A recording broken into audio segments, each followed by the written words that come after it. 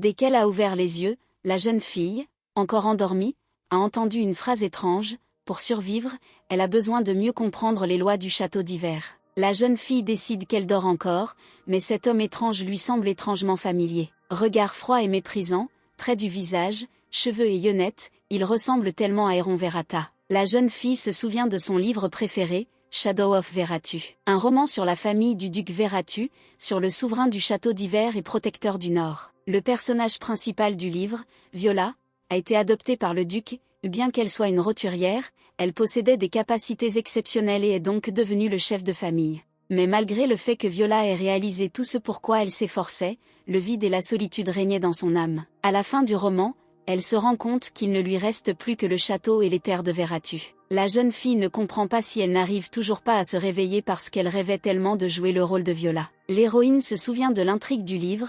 Elle se retrouve au moment où le duc l'informe de sa décision d'adopter. La seule raison pour laquelle Héron a décidé de la retirer des bidonvilles était que lors de la première rencontre, il avait vu en elle une excellente tueuse. Dans le livre, Viola écoutait toujours le duc en silence, mais si maintenant la fille est dans un rêve, elle peut alors se comporter différemment. Elle qui a conquis Verata, était une enfant légitime, car elle est devenue l'unique maîtresse du château d'hiver. Mais dans son cœur, la jeune fille rêvait de quelque chose de complètement différent.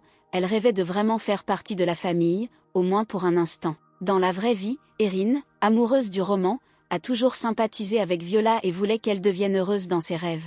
Soudain, la jeune fille dit hardiment au duc qu'elle a beaucoup entendu parler de Verata, par exemple, que la famille adhère à une politique rationnelle et valorise la pensée logique. Le bébé demande si tout cela est vrai, alors pourquoi n'a-t-on pas eu la possibilité de choisir son père? Héron est abasourdi, personne ne s'est jamais risqué à poser de telles questions, encore moins les petites filles des bidonvilles. Soudain, le deuxième homme se tourne vers la jeune fille et la regarde avec condamnation et avertissement. Viola se souvient de l'intrigue, l'homme à la cicatrice est le fidèle majordome du duc. Le duc déclare que la capacité est primordiale dans cet endroit, mais la jeune fille rebelle lui tourne le dos. Dans le livre de Veratu, il y a une famille impitoyable qui n'épargne même pas ses proches, mais qui agit en même temps comme un bouclier et protège les gens de l'oppression de la neige. La jeune fille demande à nouveau si la famille est si rationnelle, alors pourquoi est-elle privée de choix? Le duc est perplexe, mais il aime vraiment la fille. Après un court silence, Héron demande soudain si Viola aimerait devenir sa fille. La fille est si heureuse qu'elle répond sans hésiter qu'elle le veut bien sûr. Mais reprenant immédiatement ses esprits, Viola déclare fièrement que le consentement à l'adoption n'est que sa décision. La jeune fille dit qu'elle n'a qu'une seule demande, pour que le duc l'aime comme sa propre fille. Le bébé admet qu'étant orpheline, elle a toujours rêvé d'une famille et d'un vrai père. Viola essaie de serrer le duc dans ses bras, mais elle a l'impression qu'il veut la déchirer. Le duc s'en va, mais se retourne brusquement et lui conseille de tout mettre en œuvre pour survivre. Assis dans son bureau, le duc se souvient de la première fois qu'il a vu Viola. La jeune fille avait les yeux écarlates et tenait dans ses mains un éclat de verre d'où coulait du sang. Héron pense qu'il voulait probablement la kidnapper et elle a poignardé le propriétaire de l'esclave avec un éclat d'obus. Il s'agit d'un petit enfant né sous une étoile porteuse de malheur, un enfant comme celui-ci n'est apparu que quelques fois dans l'histoire. L'homme réfléchit que le comportement de la fille n'est pas du tout celui d'un enfant de 7 ans. Héron discute avec le majordome du fait qu'aujourd'hui Viola parlait comme une adulte, même si avant cela son raisonnement était plus enfantin. Carlton suggère que la fille souffrait de malnutrition et grandissait mal, peut-être qu'elle était plus âgée qu'elle ne le dit. Le duc note que ses pensées diffèrent de ses actions, donc tout semblait trop artificiel. Le majordome réfléchit pensivement, la fille a probablement essayé d'agir avec confiance, mais en fait elle était inquiète, c'est pourquoi elle a eu une impression si étrange. Carlton se dit que malgré l'excitation, la jeune fille a eu l'impudence d'être si audacieuse envers le maître. Elle doit avoir un caractère fort qui aide à se débarrasser de la peur, avec un tel caractère il sera difficile pour le duc de ne pas l'aimer. Héron se souvient de leur rencontre et note que personne à Veratu n'exigeait l'amour avec autant de fierté. Soudain, le duc demande au majordome quelle est, selon lui, la probabilité qu'elle survive à Veratu jusqu'à l'âge adulte. Dans ses appartements, Viola pense avec tension que 2 jours se sont déjà écoulés et qu'elle n'arrive toujours pas à se réveiller, son rêve est-il vraiment devenu réalité? Ce n'est que dans les romans que la jeune fille a entendu parler de la réincarnation et de la réinstallation dans le corps d'autrui. A-t-elle vraiment emménagé dans le corps de Viola, la princesse responsable de la mort de 10 000 personnes? La jeune fille est complètement confuse, mais elle n'a aucune autre explication pour expliquer pourquoi le rêve n'est pas encore terminé. La jeune fille pense que dans cet endroit, elle doit être sur ses gardes et prouver sa capacité à survivre. Viola s'approche de la fenêtre et pense avec détermination qu'il suffit d'être infirmière, il faut élaborer un plan de survie. Selon l'intrigue, la famille Veratu est complètement folle et elle a besoin qu'il l'accepte comme la leur à tout prix, c'est la seule façon pour elle de devenir la première princesse héritière. Lors du choix d'un successeur, la guerre pour sa place s'arrête et généralement tous les problèmes importants s'arrêtent là aussi. Le problème maintenant est que tout cela doit être réalisé, mais pas de la même manière que le livre Viola, car la vraie fille qui est entrée dans son corps ne veut pas tuer et mourir. Et si la vraie Erin ne peut pas sortir du corps de Viola, alors elle doit désormais vivre différemment, elle doit penser positivement, mais n'oubliez pas que la moindre erreur peut conduire à la mort. Soudain, la jeune fille a l'idée que si elle vit désormais dans le corps de Viola,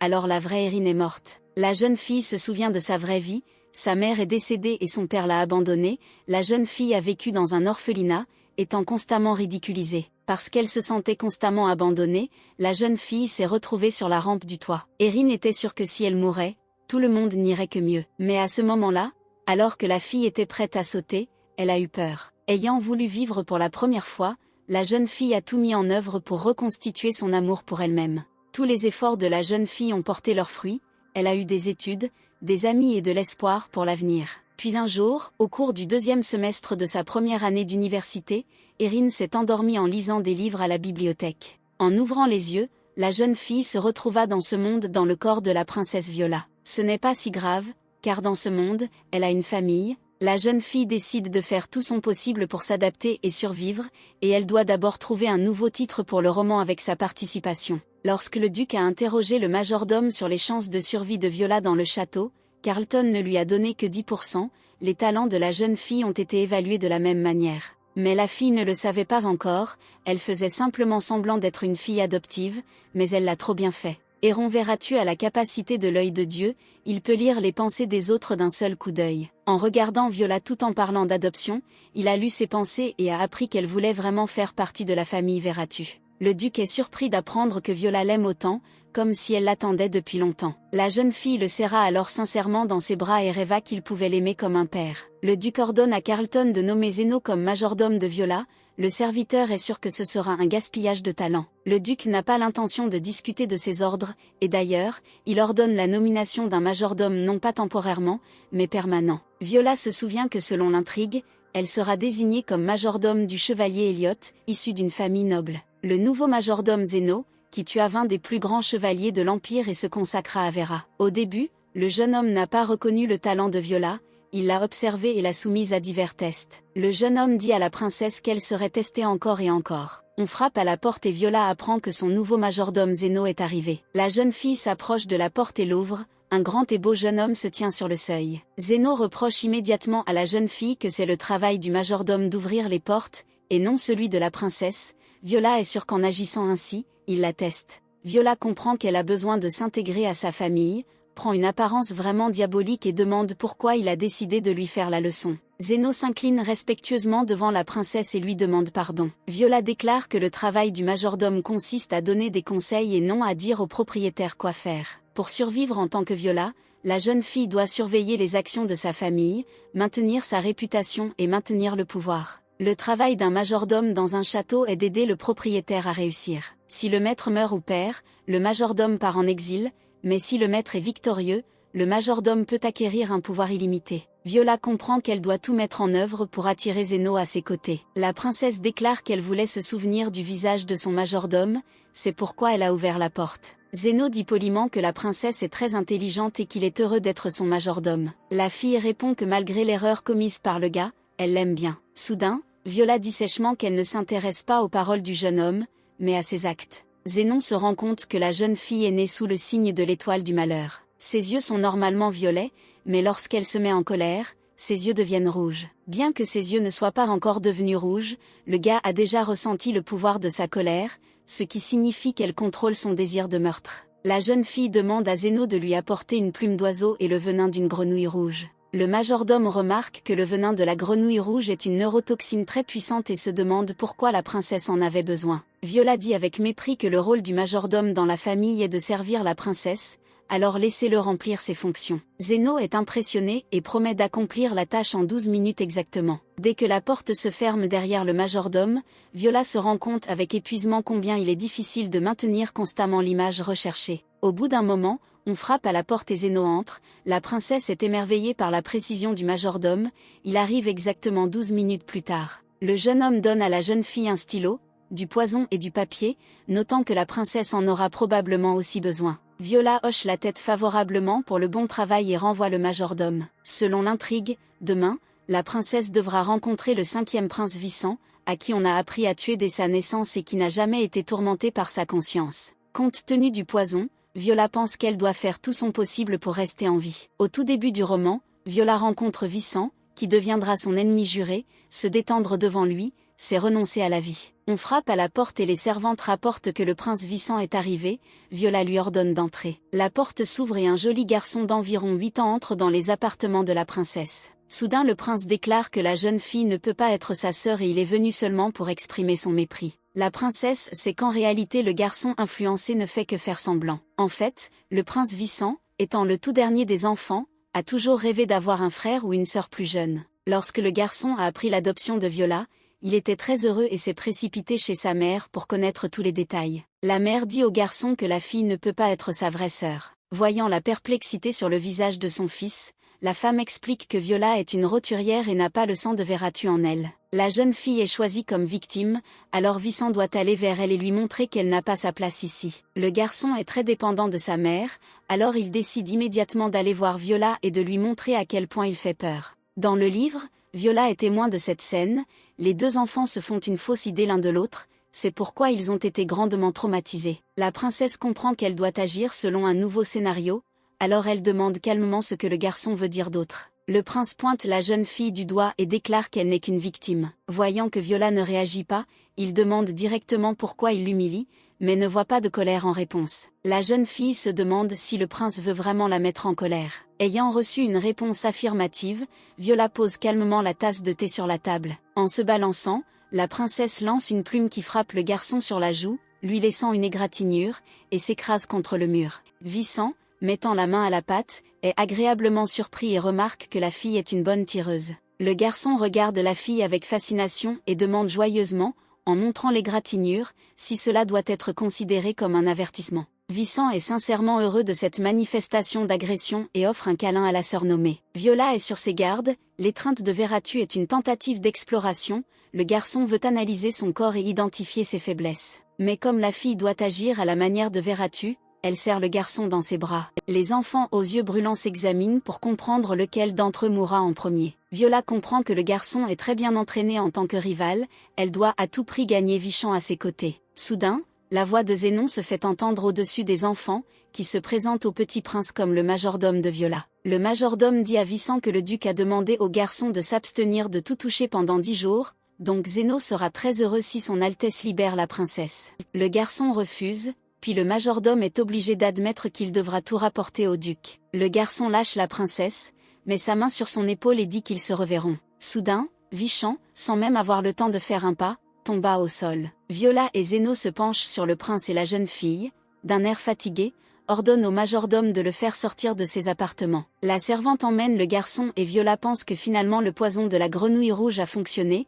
Visan est immunisé contre ce poison, donc il se réveillera bientôt. Arrachant avec joie la plume du mur, dit à la princesse que l'accueil en valait la peine. Le majordome a compris pourquoi la jeune fille lui avait confié la première mission et admet que cette astuce était sa victoire inconditionnelle. La jeune fille est contente d'elle, mais se dit qu'elle a de la chance de connaître toute l'histoire à l'avance. Le majordome regarde pensivement la princesse et lui demande la permission de poser une question. Viola a peur. Zénon est-il vraiment capable de deviner quelque chose? Le jeune homme s'assoit devant la fille et lui demande pourquoi elle a permis au garçon de la serrer dans ses bras, car lors d'un câlin, on peut apprendre beaucoup de choses. La jeune fille répond que ce n'était pas seulement Visan qui devait mener des recherches sur son adversaire, mais aussi elle. Zénon est vraiment étonné, cette petite fille de 7 ans ne vit que depuis 3 jours dans le domaine Veratu et n'a encore rien appris. Cette fille a vraiment un instinct inné qui lui sera utile. Le majordome s'incline respectueusement devant la princesse et dit que sa confiance en elle est digne d'éloge. Le jeune homme s'assoit sur un genou devant la jeune fille et passe prudemment un poignard qu'il a sorti de sa poche le long de sa main. Viola regarde Zénon avec effroi et ne comprend pas ce qui se passe,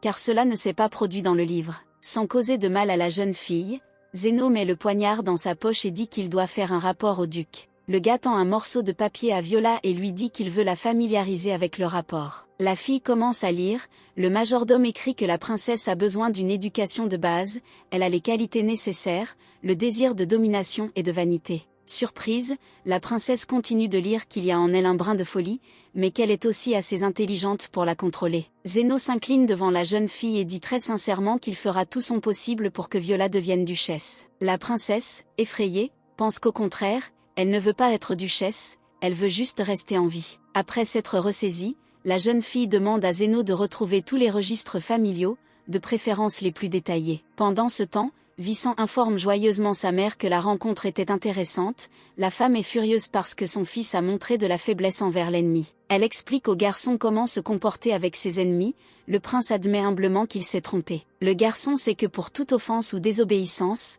il sera puni. Une femme avec un sourire aux lèvres demande à son fils s'il est prêt pour la verge. À l'aide d'un fouet, la mère commence à frapper encore et encore le dos sans défense de son fils. Viola s'allonge sur le lit et pense que même si tout s'est bien passé, la journée d'aujourd'hui a été très difficile. Soudain, la jeune fille s'assied sur le lit et se souvient des actions de Zéno, qui n'étaient pas dans le livre, tout cela l'alarme. Soudain, Viola se souvient que, selon l'intrigue, Visan devrait désormais être puni pour l'avoir rencontré. La princesse appelle Zéno et lui dit qu'elle doit se rendre quelque part maintenant. Pensant qu'elle a besoin de rallier son frère à ses côtés, la jeune fille ordonne au majordome de l'emmener dans les appartements du prince. Le garçon tourmenté pleure par terre, pensant qu'à cause de lui, les mains de sa mère sont couvertes de marques de fouet. Zéno, montrant la porte, dit qu'ils sont venus dans les appartements du garçon. Le majordome ouvre la porte et la princesse sent l'odeur du sang et du désespoir qu'elle a lu dans le livre. L'odeur du malheur qui émane du Visan tourmenté. Le majordome personnel du prince bloque le passage de Viola et l'informe que le garçon ne veut voir personne. Zéno rapporte que la princesse veut certainement voir son frère, mais le deuxième majordome assure que son maître Visan refuse de le rencontrer. Le majordome du garçon insiste de manière assez agressive pour que les visiteurs partent. Zéno se tourne calmement vers la jeune fille et se demande ce qu'ils vont faire ensuite. La princesse se demande innocemment si son serviteur peut éliminer l'ennemi par la force. Zéno sort un poignard de la poche intérieure de sa veste et le met sous la gorge du majordome. L'homme demande à Zéno de reprendre ses esprits et de ne pas enfreindre les règles selon lesquelles la violence ou le meurtre sont impossibles dans l'enceinte du château. En regardant Zéno, la jeune fille pense à quel point son visage et sa voix sont effrayants et quelle aura menaçante il dégage. Pendant que les hommes mesurent leur force, Viola passe calmement entre eux et se dirige vers les appartements du garçon. Dès que la princesse est partie, les hommes se détendent et remarquent avec quelle confiance et sérénité la jeune fille les dépassait. Le majordome du garçon note que Zéno a une excellente hôtesse et félicite sincèrement son collègue. Le majordome demande si Zéno est vraiment prêt à la servir,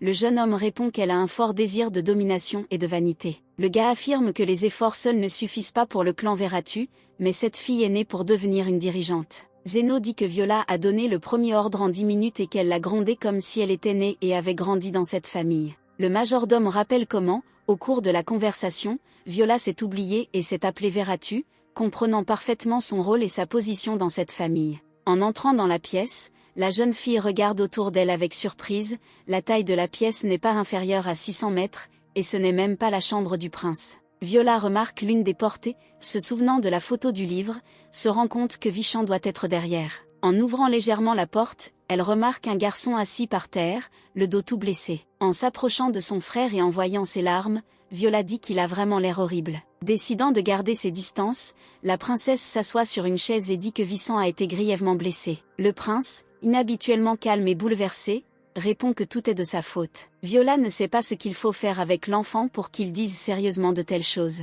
La fille saute de la chaise, s'approche du garçon et lui demande de lui tourner le dos. Visan est sûre qu'elle va le battre, mais Viola la convainc qu'elle ne le touchera pas. La princesse déclare qu'un jour son frère se prosternera devant elle, rampant par terre et essayant de plaire. Le garçon reçoit ce traitement avec enthousiasme, la fille continue qu'elle n'aime pas un frère aussi pathétique, ce sera ennuyeux de l'humilier. En voyant de près le dos de son frère, Viola est horrifiée, c'en est trop, même pour un duché fou issu d'un monde fantastique, car il n'a que 8 ans. La jeune fille ouvre son sac et en sort un étui contenant une pommade spéciale. Wishen demande avec enthousiasme si le couteau est du poison ou de l'acide chlorhydrique. Bien que Viola ait commencé à s'habituer au style de communication local, il n'est pas toujours possible de réagir calmement avec un soupir, la jeune fille répond que ce n'est qu'une pommade. La princesse explique qu'elle ne veut pas voir son pathétique frère à genoux, il doit donc rapidement guérir ses blessures à l'aide d'une pommade cicatrisante. le garçon pointe sa main vers la zone de son cœur et dit qu'il y ressent des sensations étranges, comme s'il avait mal et que des larmes lui montaient aux yeux. Viola s'effondre et dit à son frère que la véritable raison de son découragement est qu'il est physiquement opprimé dans ce château, une règle absolue a été enfreinte. Selon l'intrigue, après de nombreuses années, Vincent devra tuer sa propre mère parce qu'elle a enfreint la règle selon laquelle tous les enfants de moins de 10 ans sont sous la protection du château. Cependant, la mère répond avec un sourire que Vincent doit tuer sa mère pour devenir un vrai roi. Le gars est perdu et la mère ajoute qu'elle est heureuse de voir à quel point le prince a grandi. Après cela, Vincent est devenu un meurtrier. Mais Viola sait qu'en réalité son frère ne voulait pas tuer sa mère, il n'avait tout simplement pas le choix. La princesse dit que sa mère a enfreint la règle et qu'elle paiera pour cela en temps voulu, mais le garçon ne devrait pas le supporter docilement. Soudain, Vincent, regardant un point, dit que sa mère lui a confié une tâche. Viola ne comprend pas, tout ne se passe pas comme prévu, la conversation sur la tâche ne devrait avoir lieu que dans quelques jours. Mais en se retournant, le prince demande en souriant à sa sœur si elle aimerait jouer avec lui. La princesse est d'accord, même si, selon le livre, son frère lui a suggéré de concourir plutôt que de jouer, mais en tout cas, cet épisode est très important pour Viola. Zéno prépare la princesse pour sa première séance d'entraînement, en lui expliquant quelles techniques les voleurs utilisent habituellement. Si vous n'adhérez à aucune tactique de combat spécifique, vous pouvez rapidement vous épuiser. Le majordome tend à la jeune fille un poignard enduit d'un puissant poison et lui demande de faire attention et de ne pas se blesser par accident. Avec un doux sourire, Zéno dit que si Viola est blessée par lui, elle ira retrouver ses ancêtres. La princesse dit qu'elle ne veut pas utiliser de poison pendant les jeux, cela pourrait avoir des conséquences désastreuses. Le majordome admet que la jeune fille a raison et essuie soigneusement le poison du poignard avec un mouchoir. En tendant à la fille un poignard propre, le gars souhaite qu'elle s'acquitte de la tâche. La princesse demande avec surprise si le serviteur l'accompagnera. Zéno dit qu'il accompagnera la dame, mais comme c'est la tâche du 5e prince, il n'a pas le droit d'intervenir. La tâche ou le jeu proposé par Vincent est de punir les voleurs qui chassent dans les montagnes Béto. Viola arrive pensivement à la conclusion que cette tâche rappelle la formation de Vincent, car comment un garçon de 8 ans peut-il faire face à l'immense chef des voleurs ? La princesse a accepté ce jeu car le personnage masculin principal apparaîtrait au cours de cette tâche. La mère du personnage principal, Tindra, n'a pas pu faire face à la pauvreté et s'est enfuie alors que le héros était encore très jeune. Tindra est restée avec son père et sa sœur aînée malade, se soutenant mutuellement et ils ont pu sortir de la pauvreté. À l'âge de 6 ans, le garçon a commencé à chasser, avec succès à chaque fois. Tindra rêvait de devenir un chasseur célèbre et d'envoyer sa sœur au temple pour se faire soigner, c'était son rêve et il croyait fermement qu'il se réaliserait. Mais un jour, le rêve de Tindra s'est brisé. En arrivant chez lui, il trouva son père mort. Réalisant qu'il ne pouvait plus aider son père, le garçon commença à regarder autour de lui à la recherche de sa sœur. Réalisant que la jeune fille avait été kidnappée, Tindra partit à sa recherche. Le jeune chasseur découvrit les traces et les suivit pendant le 3e jour, enfin il s'approcha du repère des voleurs. Décidant que sa sœur était probablement là, il décida d'attaquer sans hésitation. Viola rappelle qu'au moment du jeu, rien d'autre n'avait été dit sur la mystérieuse Tindra et que son visage n'était encore visible sur aucune image. La jeune fille comprend que l'entraînement à venir est trop dangereux pour elle, alors elle invite Vincent à commencer en premier. Viola conseille au garçon de faire de son mieux, mais de ne pas trop forcer. Et dans un esprit de famille, Veratu ajoute que si les choses deviennent vraiment difficiles, ils viendront à la rescousse. Comme toujours, a mordu à l'hameçon et rapporte avec colère qu'il peut tout gérer lui-même. En arrivant sur place, Zéno montre le belvédère et dit qu'ils devront marcher plus loin, car le chemin pour la voiture est trop étroit. Le garçon lance adroitement le poignard et constate avec déception que le belvédère est trop délabré et qu'il n'y a même pas de poste d'observation. Soudain, Vincent s'arrête et dit avec un plaisir fou qu'il sent le sang. En marchant un peu plus loin, le garçon montre à sa sœur un cadavre qui a déjà été enterré, mais qui ressemble à quelqu'un qui a récemment fouillé le sol. Viola est attristée, même si c'est un monde de livres, il est plein d'une incroyable cruauté. En approchant de la maison, le prince, sans aucune crainte, commence à frapper à la porte et invite les voleurs à sortir. Il n'y a pas un bruit derrière la porte. En s'approchant de la porte, Viola remarque qu'elle vient d'être ouverte et pousse hardiment la porte. La jeune fille pense que peu de temps avant eux,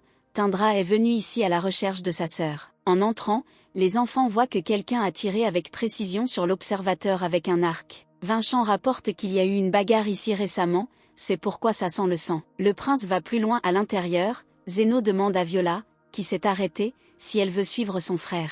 La jeune fille rapporte qu'en chemin, elle a remarqué des empreintes de pas de jeune et elle souhaite les examiner. Sur le chemin du belvédère, Viola remarque que si l'enfant n'avait pas peur de venir ici seul, alors il avait de bonnes raisons pour cela, ce à quoi Zeno répond qu'il est fort possible que l'enfant soit mort. Viola sourit doucement, bien sûr Tindra n'est pas mort, son histoire ne fait que commencer. Le majordome constate qu'il n'y a eu aucun désordre à l'intérieur, il est fort possible que la bataille du garçon ait été très courte. Zeno est ravi, la jeune fille remarque chaque détail et lui en parle délibérément afin de démontrer ses capacités. En approchant de la porte de la maison voisine, Viola ouvre la porte et y entre. Un jeune homme est assis près du mur du fond et tremble de peur, Viola savait qu'elle le trouverait ici. Soudain, Viola s'arrête brusquement, elle n'en croit pas ses yeux et cesse complètement de comprendre ce qui se passe. Le visage du garçon, caché dans le livre, s'avère lui être douloureusement familier. La jeune fille voit que nous sommes en juin, mais comment a-t-il pu arriver ici, dans le monde du livre de fiction? Viola s'approche lentement du gars,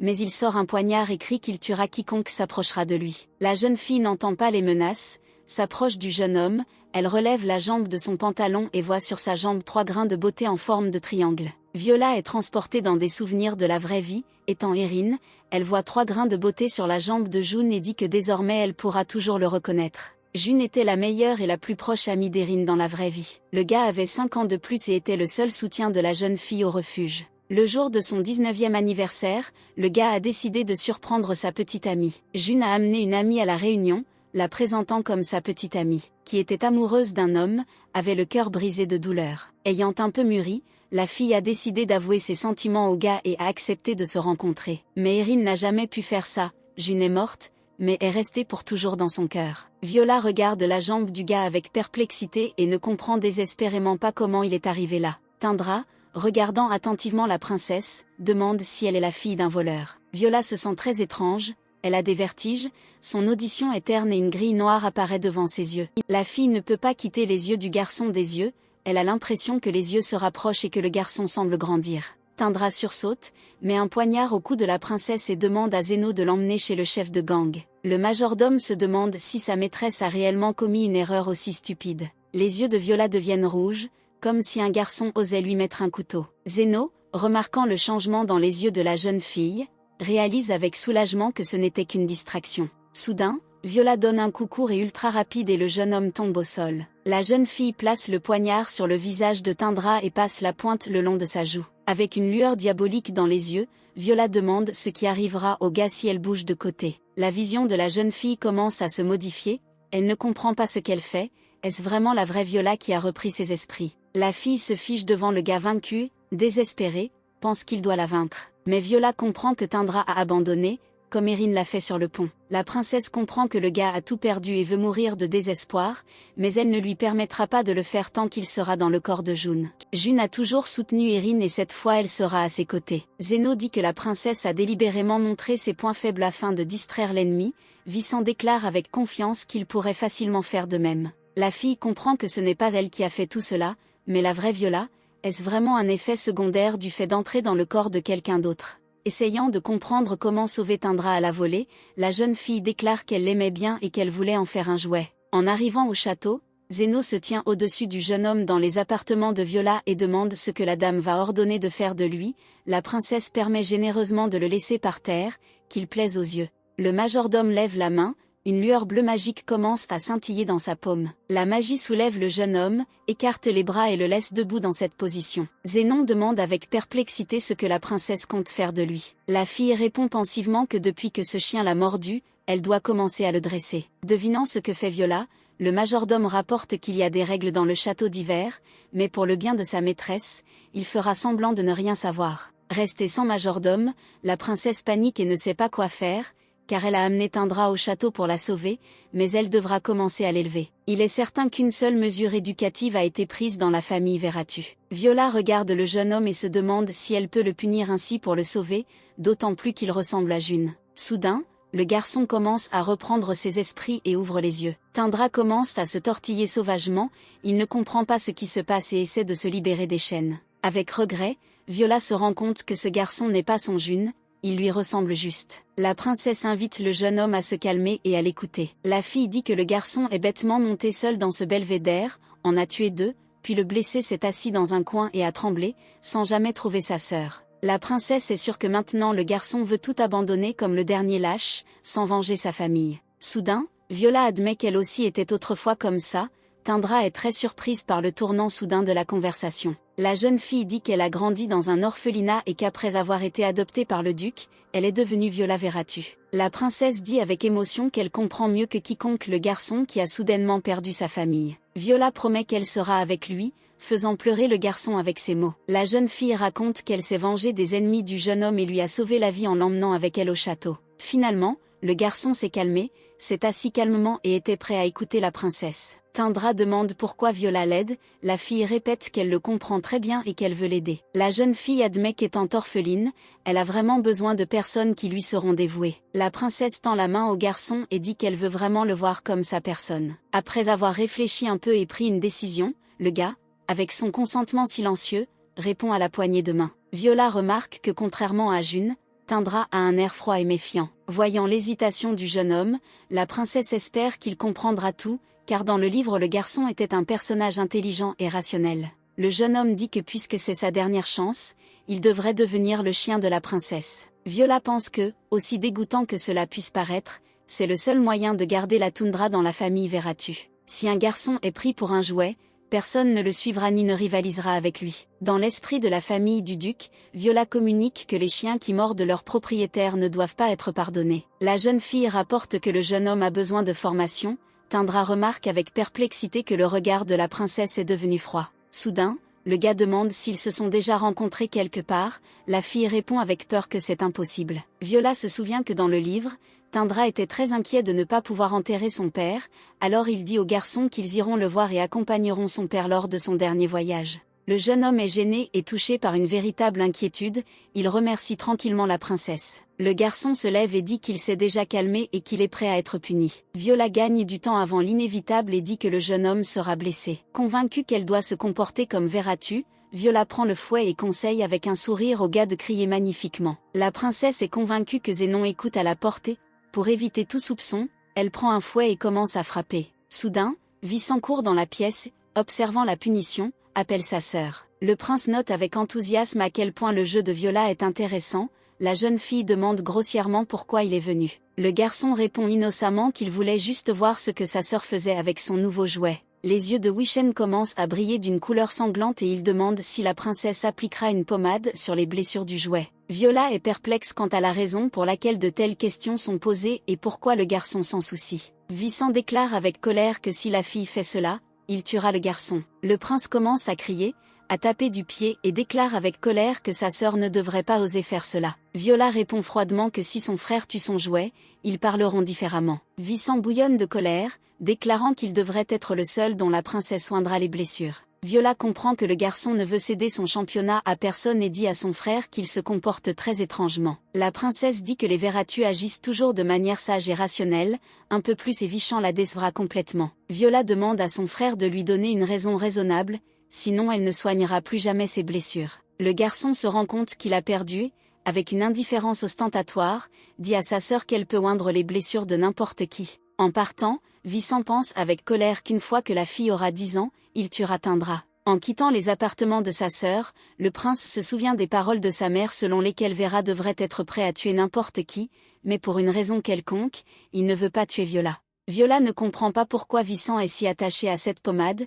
Quelque chose ne va pas ici. Réalisant que Tindra a été suffisamment punie, la princesse appelle Zéno. La fille rapporte qu'elle a terminé son entraînement, que le majordome doit tout nettoyer et qu'elle a besoin de se reposer. Zéno regarde avec approbation le jeune homme tourmenté et pense que sa maîtresse est la vraie Veratu. Le jeune homme se rappela comment Tindra avait mis un couteau sous la gorge de sa maîtresse. S'il l'avait autorisé, il aurait mis cette petite bête en morceaux. Viola voit avec horreur combien de rage il y a dans les yeux de Zéno, son comportement et ses paroles effraient la jeune fille. Pour Veratu, la générosité est un luxe inabordable, il est fort probable que la fille se comporte de manière stupide et que le majordome la teste une fois de plus. Viola comprend qu'elle ne pourra pas simplement étouffer cette affaire, elle demande à Zéno de l'accompagner dans une autre pièce. En sortant, la princesse gifle le majordome de toutes ses forces. Avec arrogance, la jeune fille déclare que Zéno peut la tester autant qu'il le souhaite, mais qu'il ne devrait pas le faire aussi ouvertement. Viola dit avec colère que le majordome ne la prend pas au sérieux. Le jeune homme se repent sincèrement, il est prêt à se couper la main pour demander pardon à sa maîtresse. Regardant attentivement Viola, il demande si la fille veut se suicider. Viola répond grossièrement que s'il était mort, il ne pourrait pas la servir et que sans bras, l'efficacité de son travail diminuerait. Finalement, la jeune fille conseille au majordome la prochaine fois de réfléchir d'abord et de parler ensuite seulement. En regardant la princesse, Zéno pense avec admiration à quel point elle essaie désespérément de contrôler sa folie, âgée de seulement 7 ans et déjà avec une telle force de volonté et d'esprit. Le majordome est sûr que si la princesse n'avait pas utilisé le mana pour se protéger, il n'y aurait plus d'espace vital sur son visage. Lors de la première rencontre avec Vincent, la jeune fille a également mis du mana dans la plume, grâce à quoi elle a pu percer le dôme protecteur du prince. Viola a une capacité naturelle à manipuler le mana et a atteint un certain niveau. Zéno demande avec sympathie si la princesse l'a ensuite fait sortir de la pièce, afin de ne pas diminuer son autorité aux yeux du jouet. Le majordome admet obséquieusement que ce serait bien si Viola dirigeait la famille Veratu. La jeune fille, étonnée, pense que la gifle a eu un effet stupéfiant. Après tout le monde dans ce château a mal à la tête. Quelques jours plus tard, comme Viola l'avait promis, elle éteindra dire au revoir à son père. Sous prétexte que le garçon ne correspondait pas à la position d'une princesse, on lui a donné une chambre, bien nourrie et habillée de bons vêtements. Tindra est progressivement devenu le chien fidèle de la princesse, mais soudain un problème est survenu. Si une fille regardait longtemps un homme dans les yeux ou le touchait, la vraie Viola apparaissait. Ayant décidé qu'elle ne pouvait pas laisser la vraie Viola prendre possession de son corps, la jeune fille essaie de passer le moins de temps possible en compagnie du garçon. Tindra ne comprend pas pourquoi la princesse est devenue si froide et ne le regarde plus avec tendresse comme avant. Une fois que Zéno a informé la princesse que Vincent avait de nouveau été soumis à des mesures éducatives, Viola a décidé de rendre visite à son frère. La jeune fille s'approche des appartements du prince et regarde attentivement à l'intérieur. Soudain la jeune fille se fiche d'horreur, encore une fois l'intrigue du livre est perturbée, cette rencontre aurait dû avoir lieu un peu plus tard. Sa mère, la duchesse Isabelle,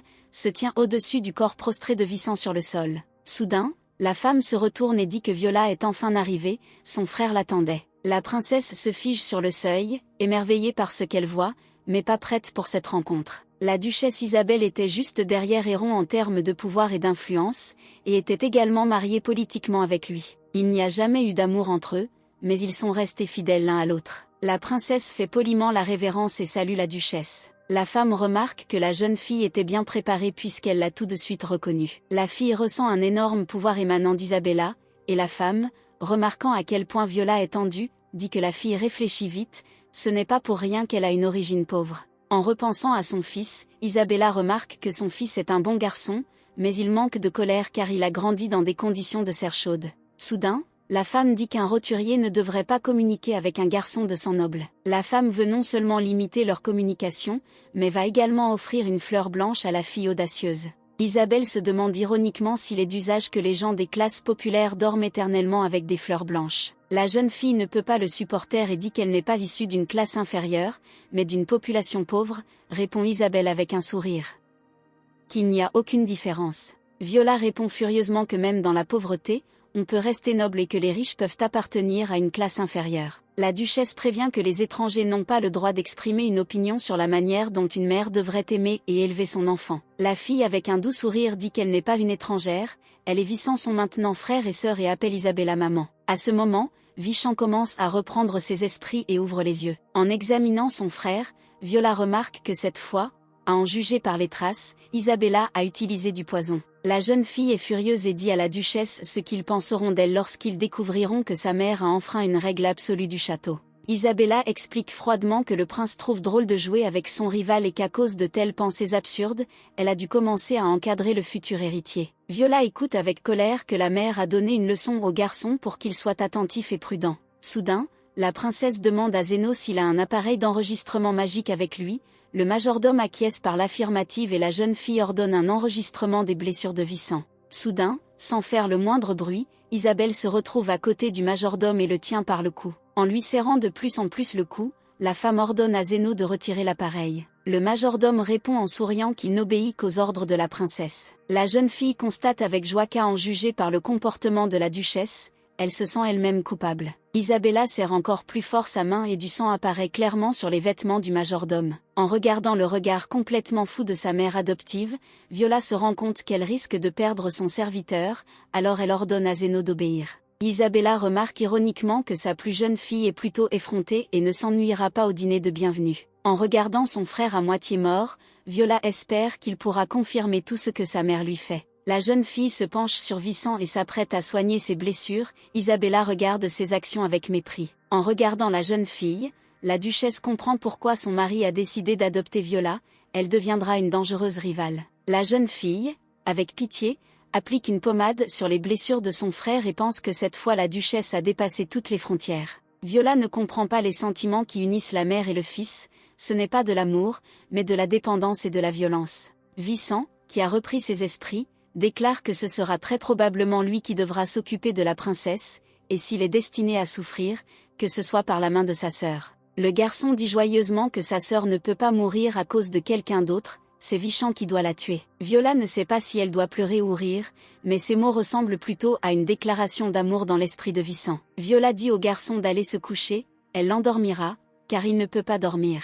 Comprenant qu'elle l'avait laissé filer, la princesse précise qu'elle a lu dans les notes familiales des informations sur son insomnie. Le garçon essaie de se lever et se demande comment Viola va l'endormir. La princesse met le garçon au lit et dit qu'elle ne lui donnera ni somnifère ni poison. Vincent est surprise de remarquer à quel point ses mains et ses poignets fins sont petits. La jeune fille regarde son frère avec pitié et comprend qu'il ne va pas simplement s'endormir, mais qu'il existe une méthode décrite dans le livre. La jeune fille pose sa main sur la tête de son frère et se met à fredonner doucement. Vincent a été formé par Isabella dès la petite enfance. Le garçon a enduré jusqu'au bout, et quand il n'avait plus de force, il s'est endormi, sa mère n'est pas venue vers lui et il avait très peur de la nuit, alors il a développé de l'insomnie. Vincent s'est endormi et Viola était sur le point de partir, mais soudain le garçon lui a pris la main et lui a demandé de rester. Vincent pleure dans son sommeil, pendant son sommeil, demande à Viola de rester avec lui un peu plus longtemps. La jeune fille essuie ses larmes et son cœur se brise de pitié pour l'enfant. Tôt le matin, le majordome tente de réveiller la princesse,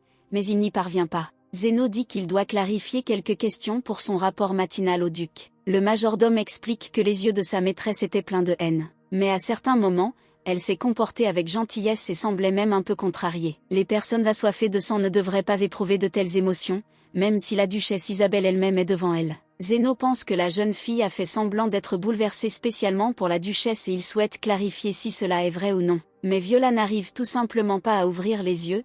Elle a passé la moitié de la nuit avec Vincent et ne veut plus que dormir. Zéno examine la princesse endormie et est surpris de constater qu'elle est très mignonne quand elle dort, même s'il ne faut pas le dire. Le majordome décide que Viola le teste, car un homme qui contrôle le mana ne peut s'empêcher de contrôler son sommeil. Le héron, chaud après la douche, enfile un peignoir, mais ne l'attache pas. Carlton a couru, noue sa robe et dit que si Madame Raël était en vie, elle serait bouleversée, car elle s'inquiétait toujours de la santé du duc. Héron se souvient de Raël, le seul au monde qu'il aimait de tout son cœur. N'ayant jamais accompli son destin, Raël a quitté ce monde il y a 15 ans. Le majordome rapporte que Zéno est venu avec un rapport il y a une demi-heure et qu'il attend que le duc le reçoive.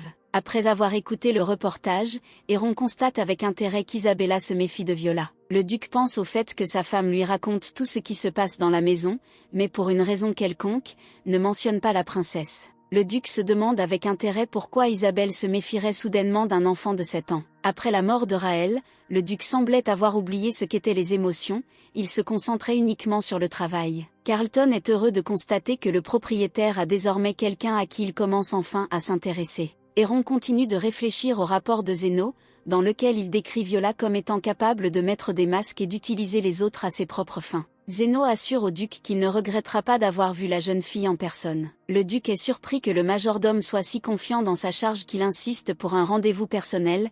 Zéno rapporte avec enthousiasme que la dame lui a organisé un test. Héron, se tournant vers Carlton, demande dans combien de jours le dîner de bienvenue aura lieu. Le majordome rapporte que dans 3 jours. Après avoir réfléchi un peu, le duc informe Zéno qu'il verra la princesse demain à 3 heures. Soudain, le majordome demande la permission de dire autre chose, mais pas en tant que majordome, mais simplement en tant qu'homme nommé Zéno. Le duc le permet avec perplexité. Le jeune homme est gêné, après avoir rassemblé ses pensées, dit qu'il trouve la princesse Viola très mignonne. Le duc et Carlton sont perdus, ils ne s'attendaient pas à entendre cela de la part d'une des personnes les plus cruelles. Zéno ajoute qu'un tel mot ne convient pas à la famille du duc, mais en même temps, la princesse est une vraie Veratu. Le duc répond froidement qu'une qualité aussi inutile n'a aucun sens pour la famille Veratu. Zénon propose les robes de princesse les unes après les autres, mais aucune ne lui convient. La jeune fille est en tension constante, elle attend constamment toutes sortes de contrôles de la part du majordome. Le jeune homme écrit constamment quelque chose,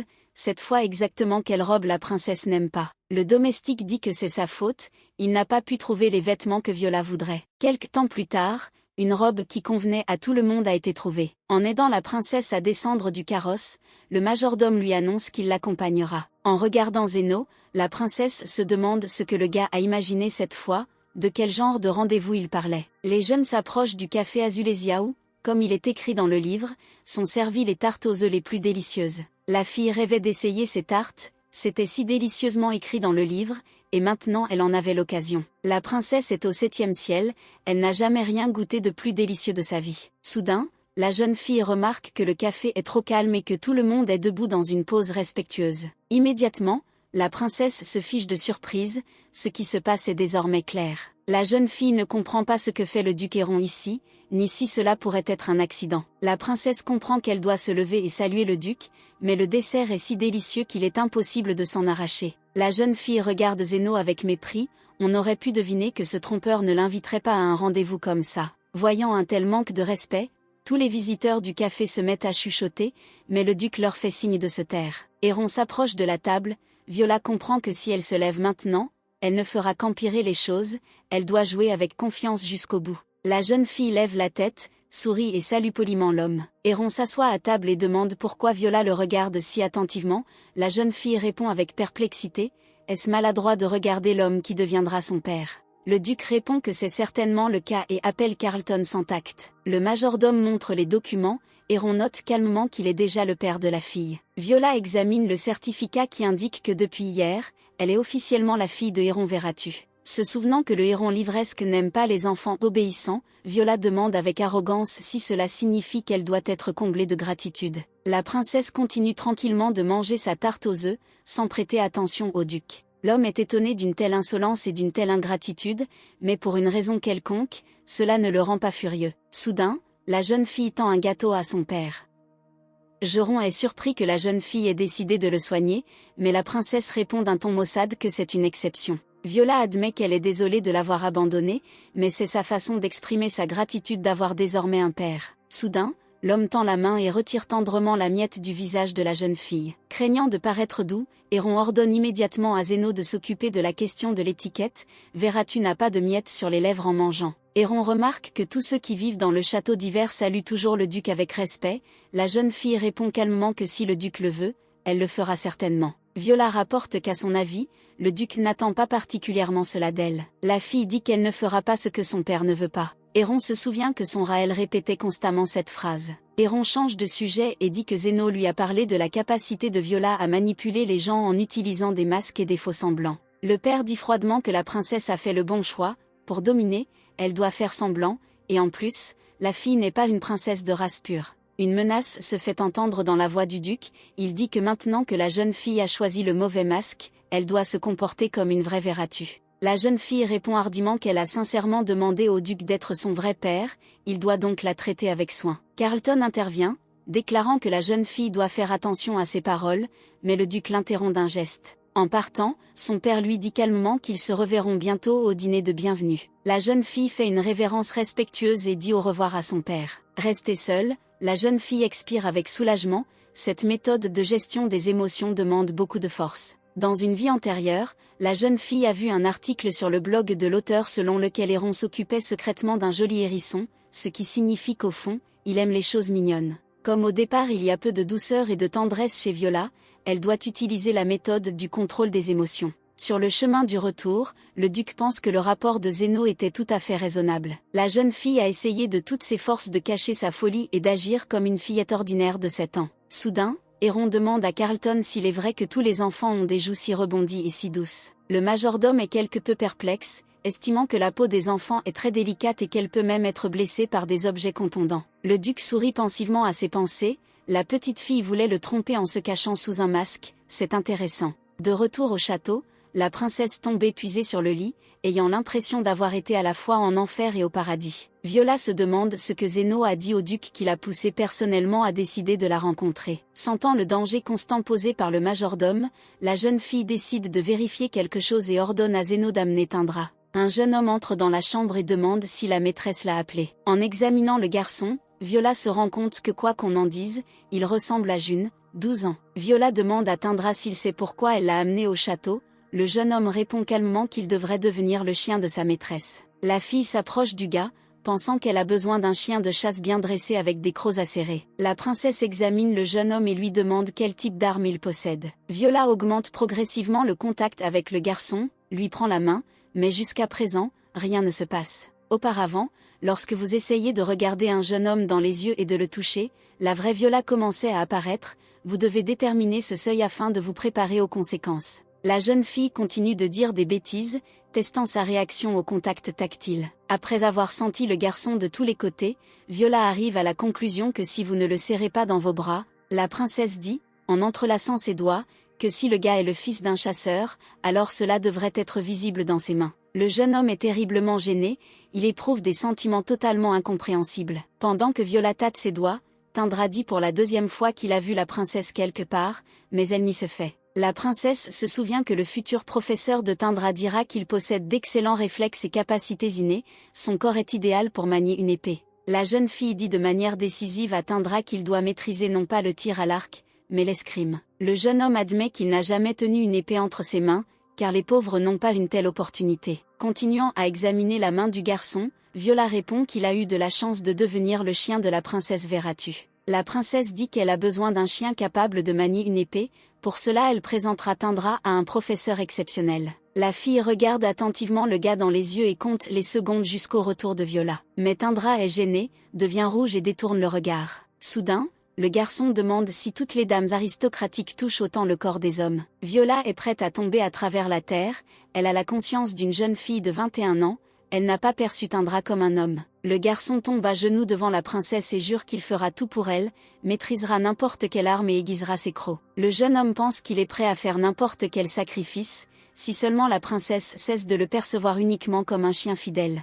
Tindra se penche vers la chaussure de la jeune fille pour lui montrer son respect et son dévouement. La jeune fille saute sur le côté avec horreur et indignation. Viola comprend que dans ce monde, ce geste est une expression de respect sincère, mais pour une personne du XXIe siècle, c'est inhabituel et désagréable. De retour dans sa chambre, Tindra s'assoit sur le lit, pensive, puis entend frapper à la porte. Zéno entre et dit qu'il a apporté de la nourriture pour le chien de sa majesté. Le jeune homme est gêné et demande au majordome de l'appeler Tundra.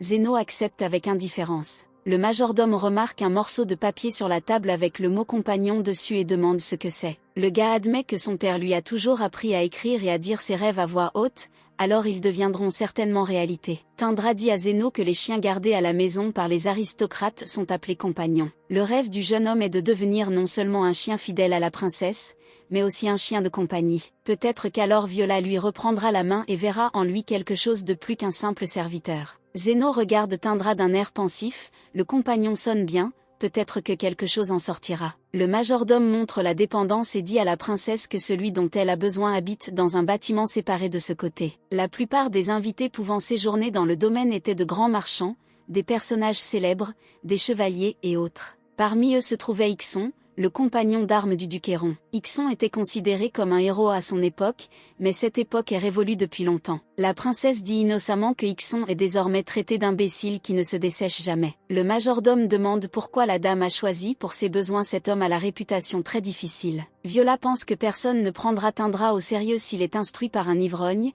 et d'ailleurs, dans le livre, c'est de Ixon que Tindra apprend à manier une épée extraordinaire. Un homme négligé regarde le coucher du soleil avec envie, des voix de femmes et d'enfants résonnent constamment dans sa tête. Les servantes, observant l'homme à la bouteille constante à côté de lui, discutent du fait que, comme toujours, il n'est pas de bonne humeur. Soudain, Ixon commence à crier après les filles et les chasse en agitant les poings ivres. Soudain, l'homme entend la voix d'un enfant qui lui demande s'il pense vraiment pouvoir ressusciter sa fille décédée de cette façon. Ixon se retourne brusquement et aperçoit devant lui une petite fille, vêtue de vêtements élégants et accompagnée d'un majordome. L'homme se lève d'un bond, agite une bouteille, traite Viola de folle et lui dit de se perdre. La princesse regarde calmement Ixon lui lancer une bouteille et lui dire froidement que sa fille est morte. L'ancien chevalier baisse la main, impuissant, et répète tristement à la jeune fille de le laisser tranquille. Mais Viola demande soudain si Ixon veut savoir qui a tué sa fille. La princesse regarde attentivement l'homme et dit avec émotion qu'elle a vu comment tout cela s'est passé. Ixon est confus et ivre, il ne comprend rien et demande désespérément à la fille qui elle est. Viola espère que l'homme se remettra du choc et commencera à raconter ce que sa fille a vu. Quartier pauvre, scène de crime dans les égouts. Viola se cachait derrière une pipe et vit une fille aux cheveux roux flamboyants qui, avant même sa mort, croyait que son père viendrait la sauver. Ce moment terrible a marqué l'âme d'Erin alors qu'elle lisait le roman. Ixon ne comprend pas comment cela est possible, après tant d'années, apparaît une fille qui a été témoin de la tragédie. Viola dit qu'elle sait beaucoup de choses, par exemple que l'homme devant elle est un ami de son père, le propriétaire du château d'hiver. Ixon se souvient qu'il y avait une sorte d'agitation dans le château et que les servantes discutaient du fait que le propriétaire avait adopté la pauvre fille. L'homme, regardant la princesse souriante, demande pensivement si c'est la même Viola. Ixon, intéressé par les paroles de la princesse, les invite dans ses toilettes extérieures, leur disant avec embarras que sa maison est un peu en désordre. Zéno note avec un sourire quel honneur c'est d'être le premier invité dans cette maison. Le majordome s'assoit sur un canapé sale et explique à Viola que Ixon n'a autorisé personne à entrer dans ses appartements pendant 3 années consécutives. La jeune fille pense que c'est tout à fait dans l'esprit d'Héron d'attribuer des chambres à un ami et de ne jamais lui rendre visite. En examinant Viola, Ixon note que son ami a une fille inhabituelle. La princesse dit qu'au moins 2 criminels ont kidnappé la fille de l'homme. Alors qu'Ixon cherchait sa fille, il a perdu sa femme, il est évident que quelqu'un a tout organisé. La jeune fille invite l'homme à se demander si tout cela ne pourrait pas être une simple coïncidence. Ixon pense qu'à ce moment-là, il n'était pas lui-même et ne pouvait pas raisonner raisonnablement, mais lorsque Viola en a parlé, il a commencé à comprendre. L'homme déclare que la princesse ne dirait probablement pas tout comme ça et lui demande ce qu'elle attend de lui. Viola dit qu'elle a un chien humain, mais il n'est pas dressé et elle veut qu'Ixon le dresse. La fille explique que rien de spécial n'est requis, il suffit d'apprendre au garçon à utiliser une épée. Viola ne s'attendait pas à entendre si rapidement un refus catégorique de la part d'Ixon. La jeune fille promet que si l'homme accepte, elle trouvera les assassins de sa fille. Le chevalier répond qu'il peut s'en occuper lui-même. La jeune fille sait que selon l'intrigue, Ixon les trouvera lui-même. Pour faire face à lui, elle devra utiliser ce qui est bon pour Ixon. Le rêve de l'homme était de devenir un mari et un père attentionné. Viola dit qu'elle espérait qu'il deviendrait un véritable héros. Cependant, continue la princesse, elle voit maintenant que c'est loin d'être le cas. La jeune fille, les larmes aux yeux et les grands yeux naïfs, demande à Ixon de l'aider à survivre. Tout le monde sait que dans le château, c'est la survie du plus fort, la mère est accro au coup de verge et les frères n'attendent que le moment de la tuer. Viola dit qu'en plus de tous les problèmes, il y a aussi un père cruel. Ixon est surpris, il ne s'attendait pas à entendre cela à propos de son ami. L'homme a grandi dans la famille d'un tyran, il déteste donc la cruauté et les agressions. Viola révèle tragiquement que son père l'a laissé se faire manger par des prédateurs et ne montre aucun intérêt pour elle, n'est-ce pas cruel? La princesse admet qu'elle est complètement seule et demande à Ixon d'être l'adulte sur qui elle peut compter. Viola atteint son objectif, l'homme est touché, prêt à la défendre et à l'aider dans tout. Le duc travaille dans son bureau et entend soudain un grand bruit devant la porte. Carlton, menaçant avec une épée, tente d'empêcher Ixon d'entrer dans le bureau et exige avec insistance qu'il respecte les bonnes manières.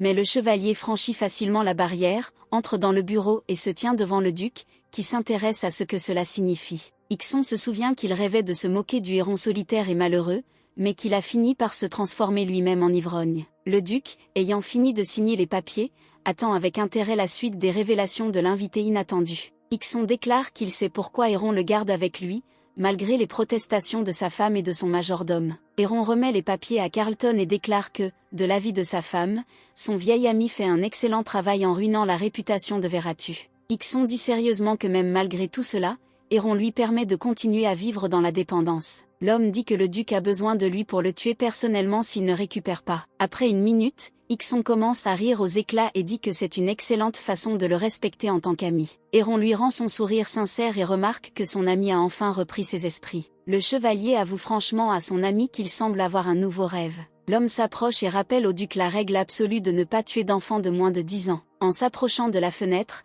l'homme admet qu'il parle d'une fille qui, selon des documents, est devenue la fille de Héron. Ixon déclare que le duc n'a besoin de la fille que comme héritière et qu'il rêve lui-même maintenant d'essayer d'en faire une fille selon son cœur. Héron écoute attentivement son ami, mais ne dit pas un mot. Ixon, voyant le dos tendu du duc, demande comment est son nouveau rêve. Héron lui permet indifféremment de faire ce que l'homme juge bon. Le chevalier raconte comment Viola lui a tendu la main et a admis qu'elle avait besoin d'un protecteur adulte. Le duc note d'un air lointain que cela ne ressemble pas à Verata. Ixon rétorque que le comportement de la princesse n'était pas servile. Étonnamment, elle ressemble à Verata. N'ayant reçu aucune réaction de Héron, le vieil ami lui dit au revoir et s'en va. Le duc continue de travailler calmement, mais soudain, le stylo dans sa main se brise avec un grand craquement. Carlton, nettoyant le bureau du duc, regarde les 7 plumes cassées avec perplexité. Si nous parlons des avantages de se déplacer dans le corps de Viola, il s'agit alors d'un lit chaud et moelleux et d'une nourriture divinement délicieuse dans les délais prévus. Pour une raison quelconque, aujourd'hui, lorsque le duc a invité sa fille à dîner, Viola n'en a pas eu assez. La jeune fille se demande comment on peut inviter une personne à dîner et rester silencieuse pendant 10 minutes. Complètement bouleversée, la princesse ne comprend pas pourquoi ils l'ont invitée au rendez-vous si le dîner de bienvenue aura lieu prochainement. Le duc avait une règle,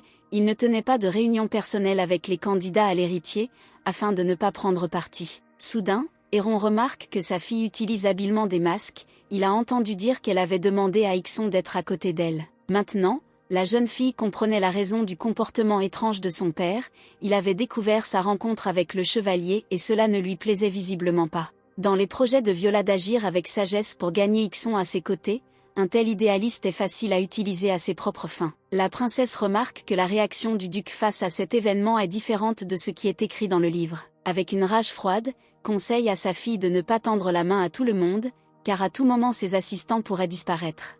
Restant imperturbable, Héron propose calmement de commencer le repas. La jeune fille goûte les kakis à la sauce au miel et se congèle avec délice, elle n'a jamais goûté un dessert aussi étonnant. Le duc regarde la jeune fille avec étonnement de voir à quel point elle peut si habilement manipuler les gens tout en étant une enfant absolue qui adore les sucreries. Mais alors la princesse demande à son père de ne pas la regarder de si près quand elle mange, toutes les personnes présentes se fichent d'horreur devant une telle insolence. Surpris, Héron apprend qu'il est indécent de regarder une personne ainsi lorsqu'elle mange. Le mot indécent était le mot préféré de Raël, dans toutes les situations, elle le répétait en riant. Le père déclare que la fille n'a obtenu toutes les commodités, y compris la nourriture, sans s'arrêter pour manger.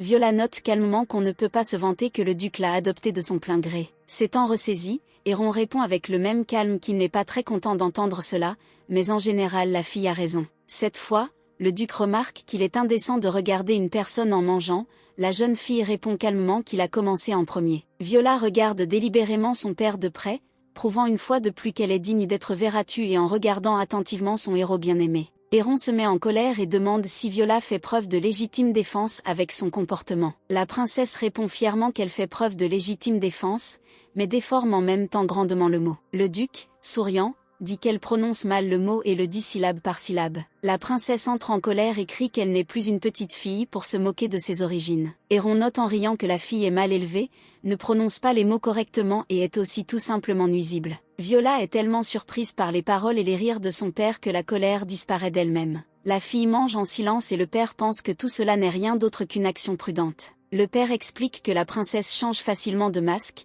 mais qu'elle a un look démoniaque et un instinct de tueur difficile à réprimer. C'est la véritable apparence de la fille et le duc admet qu'il l'aime vraiment, et non une sorte d'apparence mignonne. Puisque Viola est d'un silence provoquant, le duc demande à Zéno de ne pas le répéter 2 fois et de commencer enfin à élever la princesse. Le lendemain, au petit matin, quelqu'un frappe à la porte avec insistance, cela ne s'est pas produit dans le livre. Soudain, un rugissement sauvage retentit, au prochain coup, une partie de la porte se brise en morceaux. Ixon fait irruption dans les appartements de la princesse, disant avec embarras que son mana est récemment devenu plus actif et qu'il ne peut pas toujours contrôler le pouvoir. L'homme est allongé sur une chaise et raconte que grâce à la princesse, il a réussi à attraper le bout du fil qui le mènera au tueur. La jeune fille remarque avec satisfaction que, comme elle le pensait, elle n'avait besoin que d'un coup de pouce, et ensuite il ferait tout lui-même. Ayant appris que Ixon était déjà au courant de sa rencontre avec son père, la princesse espère qu'il n'a pas transmis ses propos sur l'utilisation de l'idéaliste.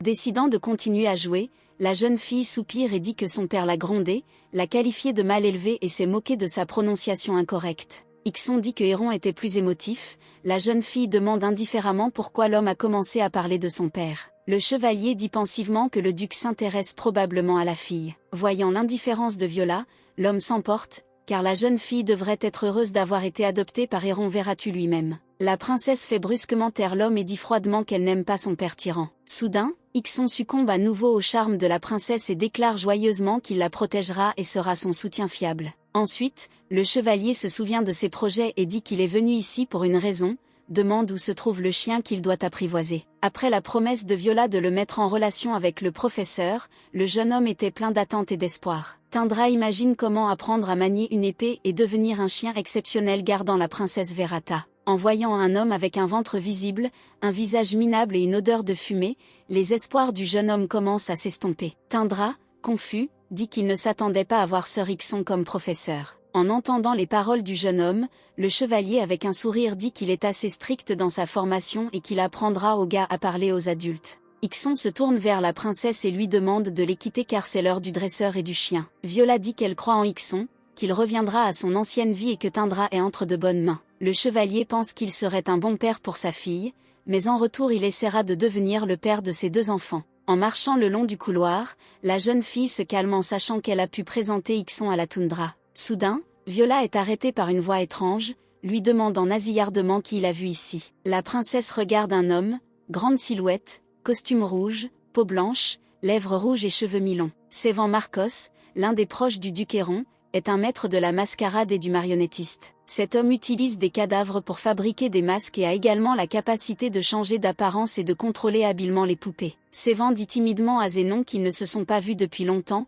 mais le gars a l'air incroyable comme toujours. Se rendant compte que la princesse sait qui il est, Sévan décide que c'est le duc qui a parlé de lui. Il est surpris, il ne pensait pas que le duc était un homme aussi attentif. La raison pour laquelle Sévan est resté au château était l'apparence de Héron, à cause de laquelle Marcos est tout simplement tombé amoureux de lui. Héron a promis de se trancher la gorge si le marionnettiste s'en permettait trop, mais ses paroles n'ont fait que ravir Sévan. La jeune fille pense que si Héron non seulement n'a pas tué cet homme, mais l'a rapproché de lui, alors il a vraiment des capacités exceptionnelles. La fille dit que Marcos est plus beau qu'elle ne l'imaginait, l'homme pense avec émotion que la fille cherchait des informations sur lui à l'avance et demande ce que la princesse pense de lui. La princesse dit directement que Sévan est dégoûtant et ressemble à un pervers avec qui quelque chose ne va pas. L'homme répond avec un sourire qu'il entend souvent des paroles blessantes sur quelque chose qui ne va pas chez lui. Dans le livre, Viola parlait ouvertement de son dégoût et Sévan aimait cette franchise, mais nous devons maintenant choisir un mode de communication légèrement différent. La jeune fille dit que même si l'on ne tient pas compte des préférences sexuelles de Sévan,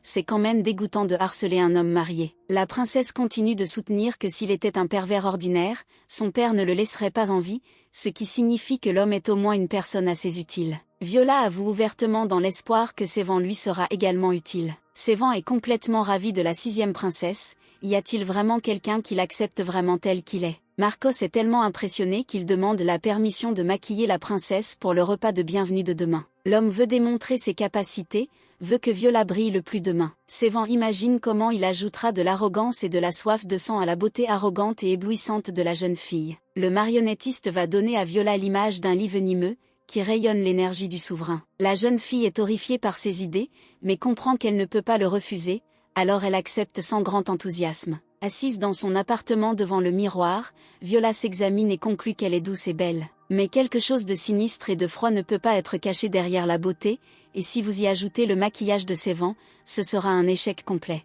Si une fille apparaissait ainsi au dîner, il la considérerait comme une candidate exceptionnelle à l'héritier et voudrait se débarrasser d'elle le plus rapidement possible. La jeune fille se rend compte qu'elle est perdue, car rien ne peut être défait.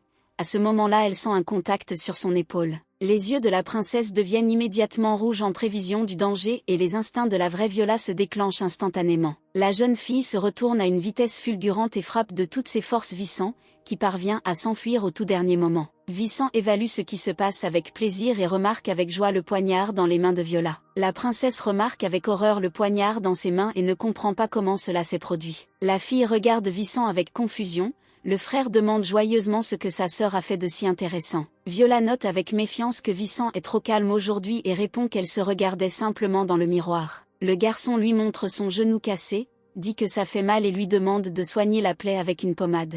Viola cache le couteau et dit « Quelque chose que mon frère peut appliquer lui-même. » Dans les cas extrêmes, il existe des serviteurs pour cela. Le frère insiste, la princesse pense que si elle lui fait plaisir, cela deviendra une habitude, et il a déjà assez de mauvaises habitudes. Soudain, Viola a une idée et dit au garçon qu'elle le fera, mais à une seule condition. Vincent attend la suite et la princesse dit qu'en échange de son service, le garçon devra réaliser son souhait. Ayant reçu l'accord de son frère, Viola lui remet le contrat car elle ne le croit pas sur parole. Le garçon se mord le doigt et signe le contrat avec du sang. Soudain, Vincent admet qu'il est jaloux de sa sœur parce qu'ils ne lui ont pas organisé de dîner de bienvenue. Viola regrette qu'il n'y ait absolument rien à envier ici, car le but du dîner ne sera pas de saluer. Lors de ce dîner, le duc Héron et la duchesse Isabella évalueront à quel point Viola est digne du nom de famille Veratu. Dans le roman, cet événement est appelé l'épreuve cruelle du duc. Ayant fait la ferme promesse à sa sœur de jouer à nouveau avec lui, Vincent, heureux et insouciant, s'enfuit. Viola réfléchit pensivement que demain l'un des principaux événements du roman aura enfin lieu.